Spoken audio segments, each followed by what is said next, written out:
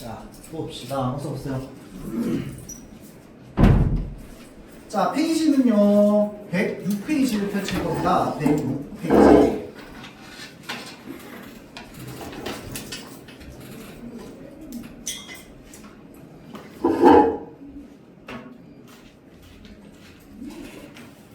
여러분들 예전에 쌤이랑 수업하면서 혹시 원근법에 대해서 얘기를 한 적이 있었어? 원근법? 현재 있었어? 원근법? 뭔가 나도 뭔가 좀 설명을 할 것 같은 느낌이기도 하고, 이게 지금 내가 여러분한테 한 건지 아니면 작년에 언니들한테 한 건지 나도 가물가물하고. 자, 그래서 요거 일단 이번 좀 보자고 했는데, 자, 선원근법이랑 역원근법이라고 하는 게 있답니다. 자, 그 원근법이 뭔데? 여러분들 원근법이 뭔지 알아요? 원근법 어떨 때 쓰는 거야? 원고시랑 가까운 그릴 때 그림 그릴 때. 한점 여기 그쵸? 자, 그래서 어디서 들어본 적 있어? 그게 혹시 나한테 들은 건가? 네, 그건 그건 확실해? 알겠어요. 자, 원근법이라고 하는 건 그림을 그릴 때 뭐 하는 거냐면, 멀리 있는 거는 작게, 가까이 있는 건 크게 그리는 거야. 그러면 딱 어떻게 돼? 뭔가 공간감이 있게 그려지겠지. 맞죠? 자, 그래서 이걸 원근법이라고 하는데, 그러면 멀리 있는 걸 얼마나 작게 그려야 되는데? 가까이 있는 걸 얼마나 크게 그려야 되는데? 무엇에 맞게 그립니까? 비율에 맞게 그리죠.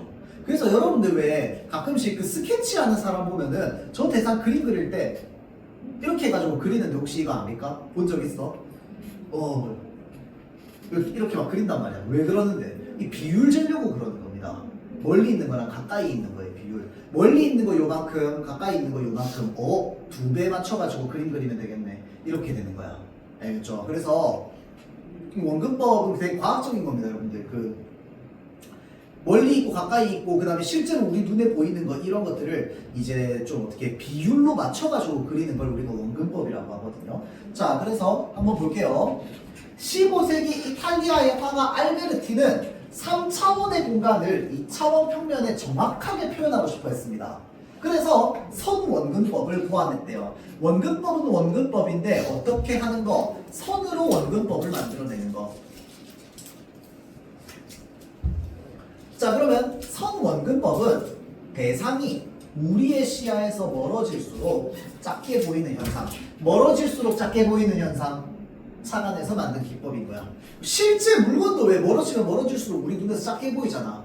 그렇죠? 자, 그래서 그러나 선원근법과 달리 실제로 우리의 눈은 두 개의 눈이죠. 우리는 두 개의 눈으로 더구나 움직이면서 여러 시점으로 세계를 봅니다. 그래서 사실은 원근법, 선원근법이 아주 잘 지켜진 그림을 보면은 진짜 같다 라고 느끼지만, 계속 보다 보면 어떤 느낌이 들어? 진짜랑은 좀 다르네 라는 느낌이 좀 듭니다. 그게 왜 그래? 우리의 눈은 두 개고 우리의 몸은 움직이고, 맞죠? 근데 그림은 안 그렇잖아. 맞죠? 자, 그래서 선원근법에 의해 묘사된 세계는 우리가 실제로 지각하는 세계랑 일치하지 않습니다. 이건 뭐 우리 지금 시대에서는 당연한 이야기고요. 자, 그래서 미술사학자 파도프스키는 선원근법이 3차원의 공간을 2차원 평면에 투사하는 하나의 방법에 불과합니다. 자, 그래서 선원근법은 진짜 원근을 제대로 나타낼 수 있는 게 아니고 그냥 하나의 방법에 불과하다는 거죠. 자, 그래서 하나의 방법에 불과하다. 자, 그에 따르면 우리는 선원근법과는 다른 원근법을 사용하여 그림을 그릴 수도 있다는 거죠. 그러니까 새로운 원근법을 제시하고 싶은 거야. 예를 들면 고정된 시점 대신 움직이는 시점을 사용한 역원근법이 있답니다. 역원근법은 그러면 어떤 시점을 활용했다? 움직이는 시점을 활용했다. 자, 그러면 이거를 통해서 여러분들 뭘 알 수 있을까요? 선원근법은 오로지 뭐다? 한쪽 눈으로 한 점으로만 고정하는 거야. 그래서 여러분들 그림 그릴 때 화가가 이렇게 하는데, 여기 할 때 항상 어떻게 해요? 한쪽 눈을 감죠. 왜 한쪽 눈에 감는데? 이 길이가요. 내가 이쪽 눈으로 보는 길이랑 이쪽 눈으로 보는 길이가 다릅니다. 왜냐하면 눈도 사이가 거리가 있기 때문에 미세하게 달라요. 그렇죠? 자, 그래서 한쪽 눈을 시점으로 고정해가지고 한 점이죠, 한 점. 맞죠? 한 점으로 고정해가지고 만들어내는 거야. 선원근법은. 그런데 역원근법은 뭐야? 움직이는 시점이야. 그래서 지금 뭐가 생기는 거야? 요 위아래 반대 차이가 생기는 거죠. 자, 그래서 과거 러시아에서 많이 사용된 역원근법에는 신이 세상 곳곳을 동시에 여러 방향에서 바라보고 있다는 생각이 반영되어 있답니다. 자, 그래서 신의 시선을 표현하려다 보니 대상을 바라보는 시점이 혼재되어 있는 장면을 구현하고 있대요. 자, 그래서 십자가 진 예수라고 하는 작품에서 예수는 직사각형 모양의 발판 위에 서 있는데 선원근법으로 표현하는 방식과 반대로 발판 앞부분 길이가 뒷부분보다 짧게 느껴집니다. 자, 그러면 잘 보세요. 발판 앞부분이라고 되어 있으니까 이거는 가까운 쪽, 먼 쪽. 우리가 물리적으로 봤을 때 물리적으로 가까운 쪽이지, 앞쪽이니까. 맞죠? 자, 그러니까 얘는 가까운 쪽인데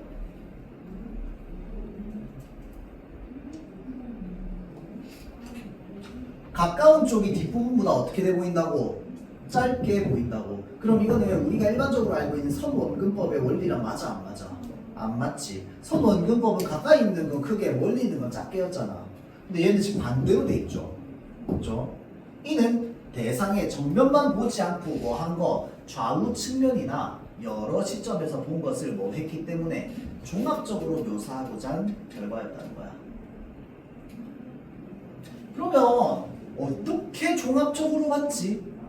그거를 어떻게 봤느냐? 그림 1처럼 두 사람이 하나의 직선을 바라보는 상황을 가정해 봅시다. 여기 시점 하나, 여기에 시점 하나. 요렇게 본다는 거죠. 직선으로. 자, 그리고 이 두 사람이 본 거를 그림 2 합치게 되면 어떤 느낌이 들까요? 요렇게 바뀌겠지. 그래서 이 그림 2처럼 둥글게 휘어져서 곡선처럼 보일 겁니다. 그래서 역원근법에서는 직선이 곡선으로 표현되기도 합니다. 왜? 결론은 그럼 뭐 때문인 건데? 직선이 곡선으로 표현되는 이유는 뭐 때문이야? 어떤 시점이기 때문에? 여러 시점으로 바라보고 있기 때문이죠.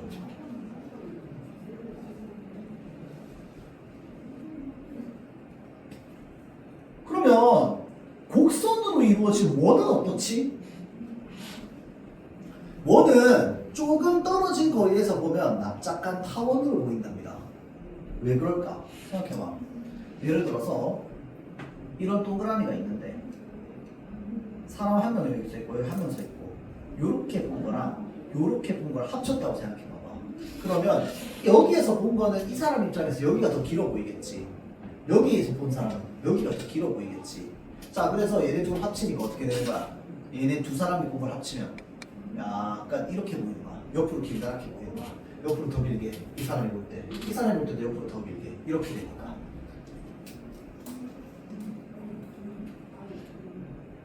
자, 그래서 여기까지 하고요. 요 정도 이해됐으면 아마 여러분들 이제 뭐 문제는 없을 겁니다. 자, 다음 넘어가서 관세 부과. 이게 좀 중요합니다.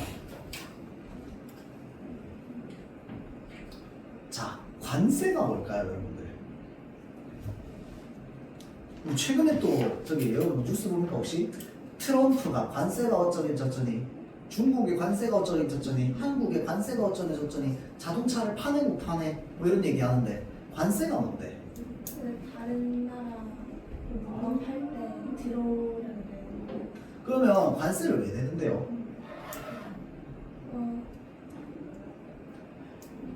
내는 사람은 관세를 왜 내고 걷는 사람은 그러면 관세를 왜 걷어요? 걷는 사람 자기 나라의 그 제품 보호하는. 제품을 그러면 관세를 냈는데 관세를 걷었는데 제품이 어떻게 왜 보호가 돼요? 너무 싸면은 그 다른 다른 사람들이 그 나라 것만 그쵸? 저게 정확한 표현입니다. 관세는요, 이제 최초에 그러니까 관세가 붙었던 이유가 뭐냐라고 하면은 관세가 붙었던 이유는요 자국의 제품을 보호하기 위해서야. 자 어떻게 보호하느냐 한번 봅시다. A 국가가 있어요. 페이지 108페이지.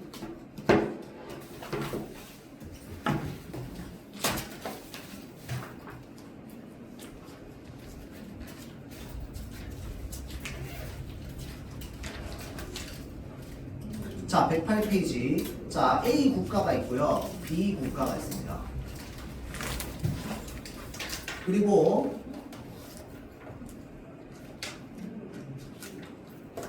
A 국가에서 자동차를 만들었어요. 그리고 B 국가도 자동차를 만들어요.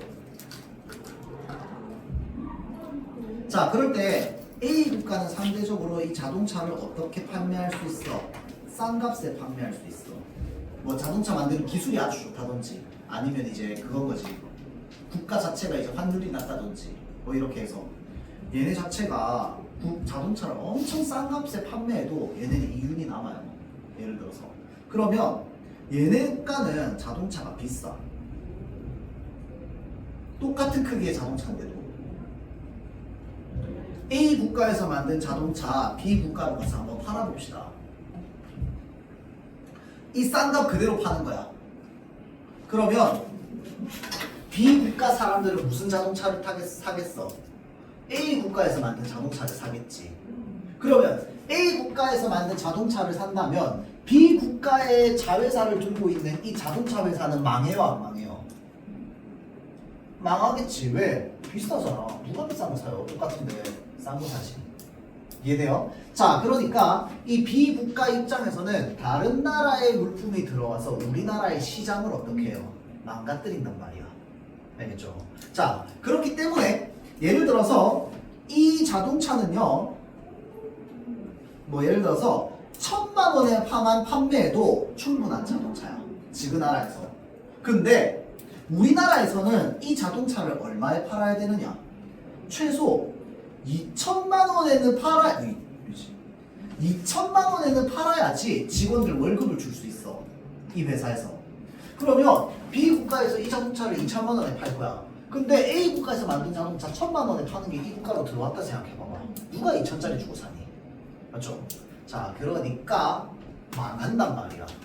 그래서 우리나라에서 그러면 이 자동차 회사를 좀 보호하고 싶어. 왜냐면 이거 우리나라 되게 중요한 기업이라서. 그러면 다른 나라에서 들어온 자동차가 최소한 얼마까지는 돼야지 이 자동차를 안 살까요? 적어도 얘보다 비싸야 되겠지. 맞죠? 그래서 이 나라에서 관세를 매깁니다.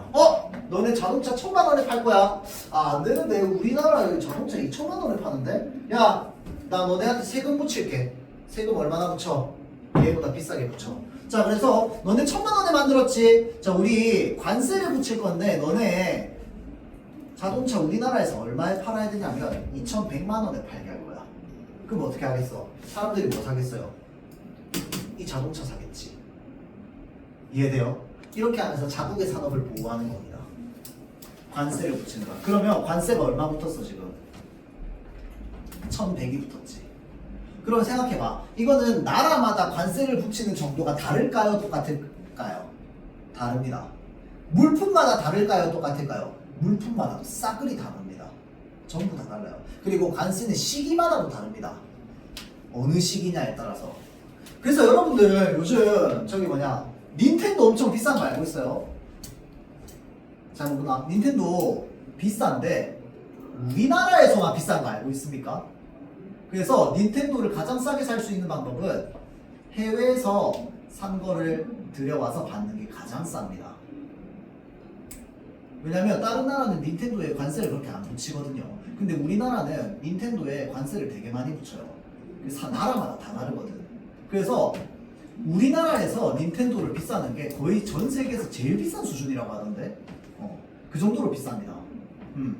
그래서 뭐 하여튼 그런 것들이 있어요. 뭐 자동차도 그렇고 뭐 게임기도 그렇고 뭐 사진기도 그렇고 뭐 핸드폰도 그렇고 다 그렇습니다.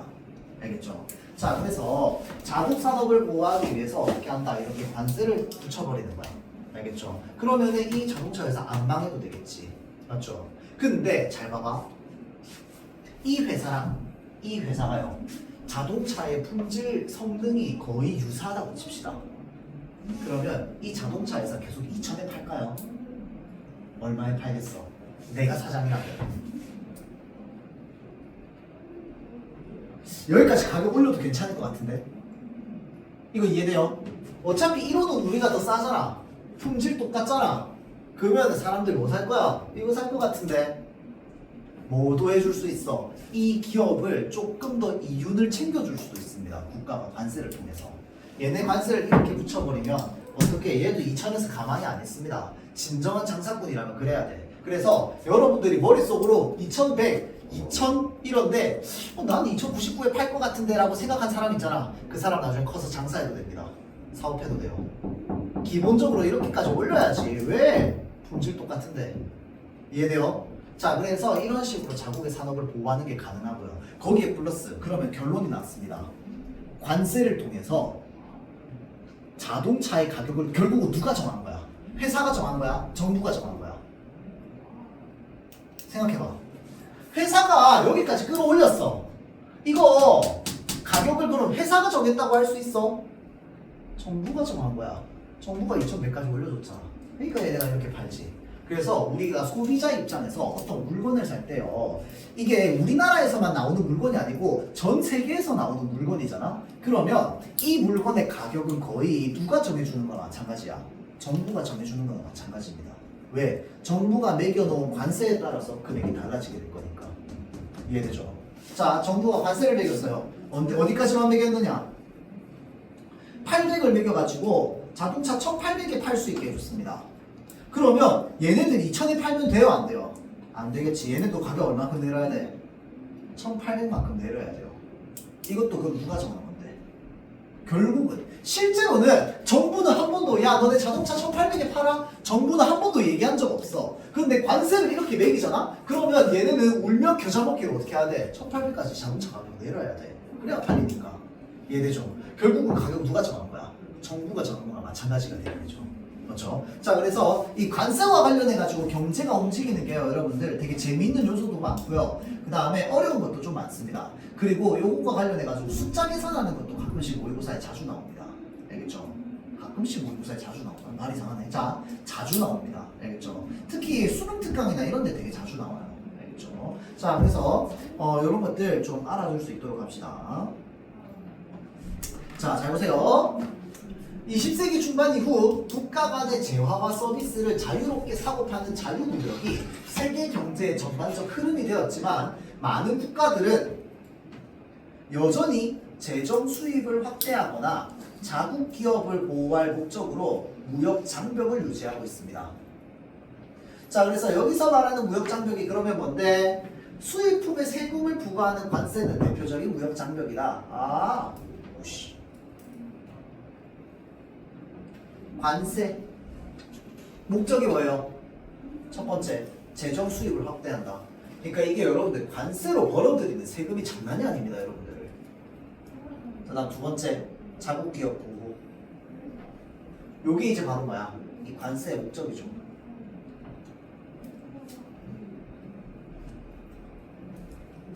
자, 다음 무역 장벽이 없는 자유무역 시장에서 수요와 공급에 따라 결정된 특정 상품의 균형 가격을 그 상품의 국제 가격이라고 한답니다. 자, 생각해봐. 무역 장벽이 없어. 그 말은 무슨 말이야? 관세가 안 붙어 있다 이 말이잖아. 관세를 붙이지 않은 상태로 온 세상의 물건들이 서로 교환이 되는 거야. 자유무역 시장에서는 수요와 공급에 따라서 결정된 특정 상품의 균형 가격이 있어요. 그런데 이 균형 가격이 무역 장벽이 없기 때문에 온 세계에서 다 똑같은 금액으로 팔 거 아니야. 그렇죠? 그러면 그 가격이 바로 뭐가 되는 거야? 그냥 국제 가격이 되는 겁니다. 자, 이 경우 해당 상품의 국제 가격과 국내 가격은 동일하다. 미국에서 1,000원에 살 수 있는 거 여기서도 1,000원에 살 수 있지. 왜? 무역 장벽이 없으니까. 세상에 관세라고 하는 게 있습니다. 그런데 어떤 나라가 그 상품에 관세를 부과하면 부과된 관세만큼 국내 가격이 상승합니다. 그렇죠? 자, 원래는 이 나라에서 전 세계적으로도 1,000원에 팔고 우리나라에서도 1,000원에 파는 물건이 있었어. 근데 얘를 관세를 100원 부과할 거야. 그러면 얘는 판매 가격이 어떻게 되겠어? 1,100원이 되겠지. 그러면 이 나라에서만 이 물건을 1,100원에 사야 되는 거야. 딴 나라는 아닌데. 그럼 어떻게 되겠어? 수입품이 1,100원으로 올랐다면 국내 제품도 얼마로 올리겠어? 1100으로 맞춰서 올리겠지. 1,100원으로. 자, 그럼 결국은 국내에서 파는 가격은 어떻게 될 거야? 상승하게 된 거죠. 소위 말해 소비자들만 호구가 된 거지. 자, 잘 보세요. 생산자이면은요, 생산자가 상품을 판매하면서 얻었다고 느끼는 이득의 크기랍니다. 생산자이면은. 그러면 마찬가지로 소비자이면은 뭐겠어? 소비자가 상품을 구매하면서 얻었다고 느끼는 이득의 크기를 소비자이면이라고 한답니다.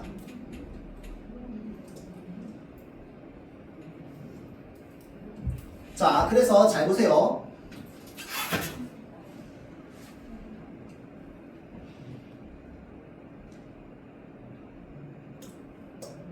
원래 1,000원 하던 물건이 있어. 근데 얘도 똑같이 해외에서 들어왔는데 1,000원이야. 근데 얘는 관세가 붙어서 100원이 더 붙었어. 그래서 판매할 때 1,100원에 판매할 거야. 나 어떻게 할 거야? 판매 금액을 1,100원까지 올릴 거야. 왜? 똑같이 맞춰도 우리가 할 수 있다고 생각하면 맞추겠지. 그러면 이 100원만큼 누가 무엇을 느끼는 거야? 생산자가 느끼는 거야. 얻었다고 느끼는 이득의 크기. 원래 전에는 이 100원이라고 하는 이득이 없었는데 추가된 거죠. 자, 그래서 이런 것들을 우리가 생산자 잉여, 소비자 잉여라고 한다.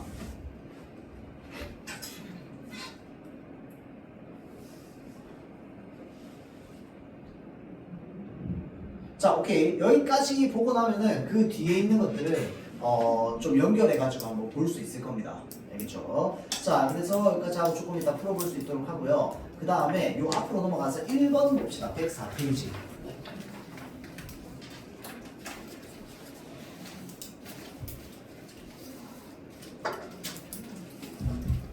주희의 공개념.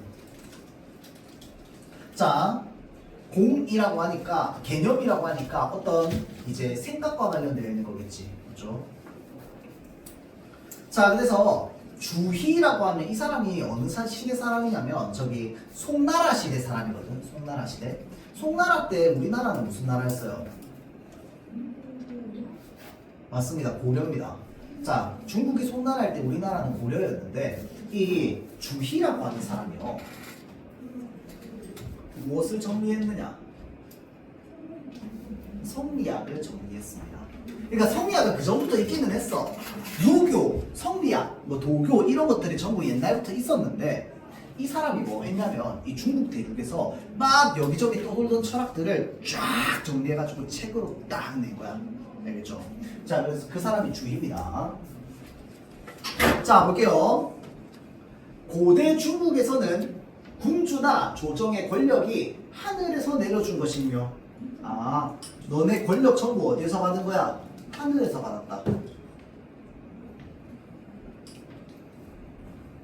군주가 하늘의 바른 도리인 공에서 이탈하여 사사로이 권력을 행사하게 되면 하늘의 버림을 만든다고 봤대요.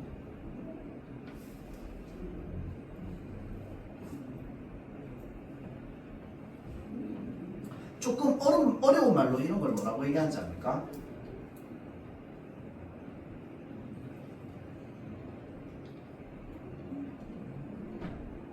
천인 감응론이라고 하는 이론이 있습니다. 이게 뭐냐면 천은 하늘이고요, 이는 인간이야. 감은 감정을 말해요. 그래서 응은 대응하다, 응하다를 말하고, 그래서 하늘이랑 인간이 감정적으로 뭔가 대응하는 존재다 서로. 그렇게 보는 게 천인 가문문이야. 그럼 어떻게 대응하는데? 인간이 잘못하면 하늘에게 뭘 받는다? 벌 받는다. 되겠죠? 자, 그래서 옛날 사람들은 그렇게 생각했어요. 고대 중국에서는. 따라서 공은요, 주로 군주가 가지는 덕성으로 이해됐습니다. 자, 송나라의 유학자인 주희는요, 이러한 전통적인 생각에서 벗어나 공에 대한 새로운 개념을 제시했대요. 자, 주희는 중용 장구서에서 인간의 마음에는 사사로운 마음인 인심과 인심은 뭔데요? 사사로운 마음이야. 바른 길을 따르려는 마음인 도심.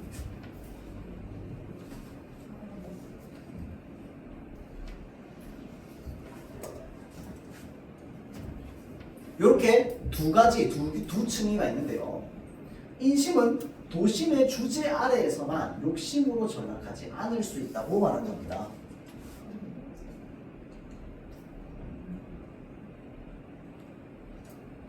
자, 그럼 그 말이 무슨 말인데?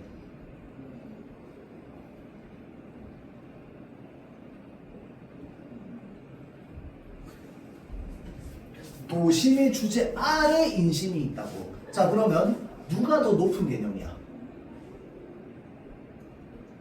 누가 더 높은 개념?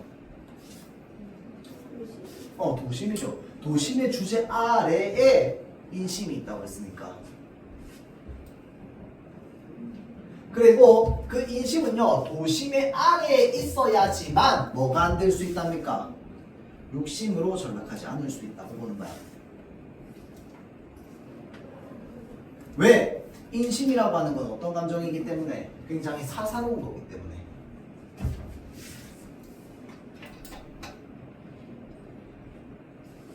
자, 그러면서 얘기합니다. 인심은요, 어디에서 나온 거다? 육체적 욕망에서 나온 거랍니다.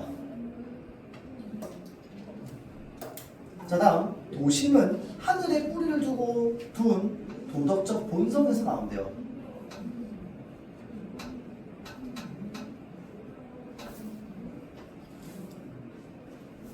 자, 나아가 주인은 공은 하늘의 올바른 도리이며 의로움이요. 자, 사는 개인의 욕망이며 사사로운 이익을 탐내는 욕심이라고 구분함으로써 인간 마음의 두 차원을 각각 공과 사에 연결짓습니다. 즉, 주희의 공과 사 구분은 현대 사회와 개인의 구분이 아니라 인간의 마음에 있어서의 옳은 것과 구른 것의 구분이라는 거야.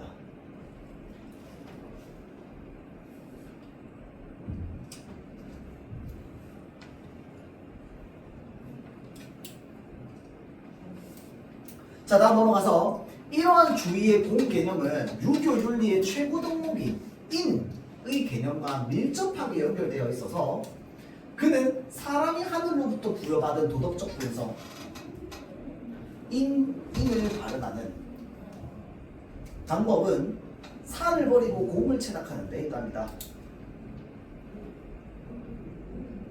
자, 그는 사가 없게 된 이후에 인이 되고 인하게 되면 우주 만물과 일체를 이루게 된답니다. 자, 마음에 사사로운 마음이 끼어들지 않으면 자연히 타인과 내가 하나 되고 사물과 내가 하나 되며 사회의 공평하고 바른 도리가 저절로 흐르게 된대요. 왜 그런데? 인간의 도덕적 본성이니까 인이. 생각해보면 이 인을 우리 모든 사람들이 다 가지고 있고 이 모든 사람들이 다 인을 실천한다고 생각해봐. 그럼 이 세상 살기 좋은 세상이 되겠지. 착한 사람밖에 없으니까. 자, 그래서 사회에 공평하고 바른 도리가 저절로 흐르게 된다는 거죠. 자, 주의에 의하면 성인군자란 바로 이러한 공평하고 바른 도덕을 실현하여 조화를 이루게 하는 사람이랍니다.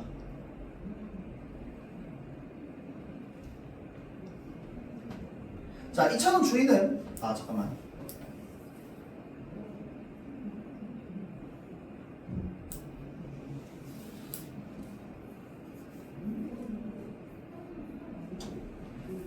오케이, 오케이, 여기까지만 읽어도 충분히 여러분들 좀 할 수 있을 것 같네요.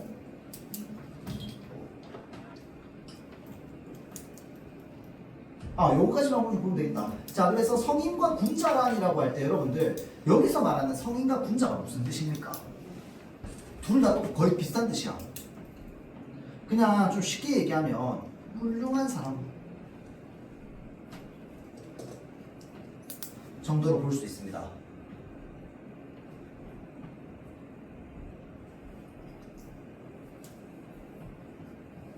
자, 그래서 이 성인과 군자 같은 사람들은 무엇을 추구하는 사람들이야? 조화를 추구하게 생각하는 사람이야. 그런데 소인 같은 사람은, 이 마음이 속 좁은 사람, 소인 같은 사람은 자, 사사로운 마음만 추구해서 조화를 이루지 못한다. 그래서 실패하는 사람이 된다 이 말이겠죠.